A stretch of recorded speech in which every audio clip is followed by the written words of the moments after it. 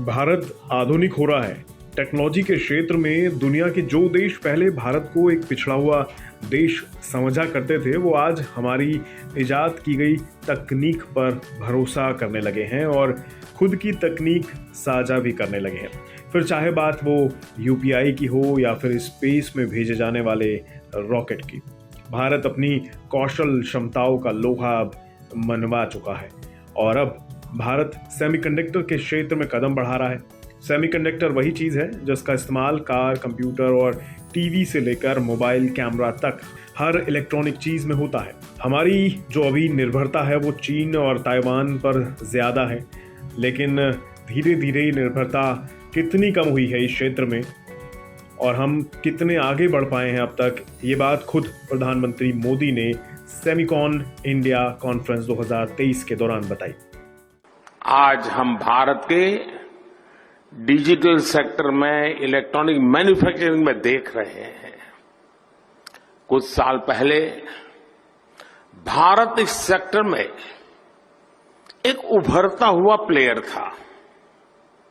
आज global electronics manufacturing में हमारा शेयर कई गुना बढ़ चुका है। 2014 में भारत का इलेक्ट्रॉनिक्स प्रोडक्शन $30 बिलियन से भी कम था। आज ये बढ़कर $100 बिलियन को भी पार कर गया है।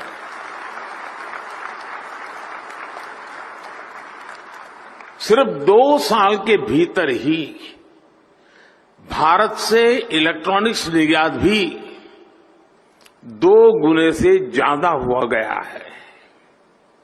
भारत में बने मोबाइल फोन का एक्सपोर्ट भी अब 2 गुना हो चुका है। जो देश कभी मोबाइल फोन का इंपोर्टर था, अब वो दुनिया के बेस्ट मोबाइल फोन्स बना रहा है, उनका एक्सपोर्ट कर रहा है।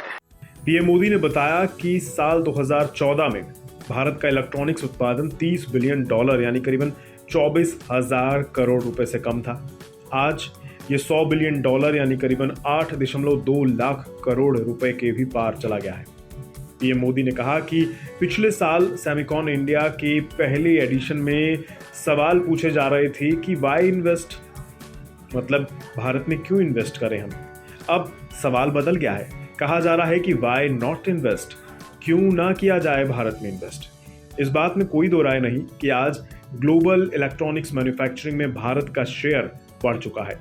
इस इवेंट में देश और दुनिया के कई टेक कंपनियों के प्रमुख भी शामिल रहे, जिन्होंने इस क्षेत्र में बढ़ रही संभावनाओं के लिहाज से अपने योगदान का जिक्र करते हुए भारत में क्या फायदे होंगे वो गिनवाए। जैसे माइक्रॉन के सीईओ संजय मेहरोत्रा ने कहा, सेमीकंडक्टर इंडस्ट्री में अगले कुछ सालों में 5,000 डायरेक्ट और कम्युनिटी के अंदर 15,000 नौकरियां पैदा होंगी।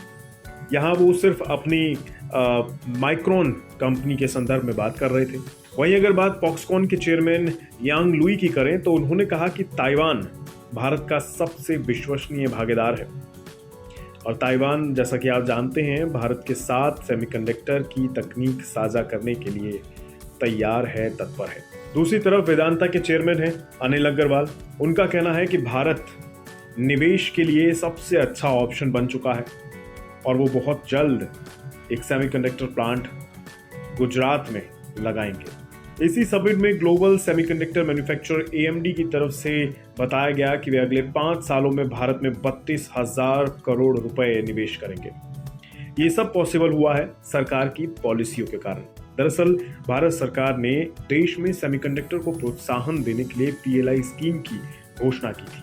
ग्लोबल कंपनियां सेमीकंडक्टर के लिए भारत को एक इन्वेस्टमेंट डेस्टिनेशन के रूप में आज देख रही हैं। साल 2021 में भारतीय सेमीकंडक्टर मार्केट की वैल्यू $27.2 बिलियन थी और सालाना 19% की बढ़ोतरी के साथ इसके 2026 तक $64 बिलियन होने की उम्मीद की जा रही है। यानी सेमीकंडक्टर के क्षेत्र में भारत का फ्यूचर ब्राइट दिखाई दे रहा है। अब आसान शब्दों में समझते हैं कि सेमीकंडक्टर चिप होती क्या है। सेमीकंडक्टर चिप सिलिकॉन से बनी होती है और सर्किट में इलेक्ट्रिसिटी को कंट्रोल करने का काम करती है। ये चिप एक दिमाग की तरह इन गैजेट्स को ऑपरेट करने में मदद करती है। इसके बिना हर एक इलेक्ट्रॉनिक आइटम अधूरा है। ये चिप इलेक्ट्रॉनिक आइटम्स को ऑटोमेटिकली ऑपरेट करने में मदद करती है। उदाहरण के लिए स्मार्ट वॉशिंग मशीन में कपड़े पूरी तरह से धुलने के बाद ऑटोमेटिक मशीन बंद हो जाती है।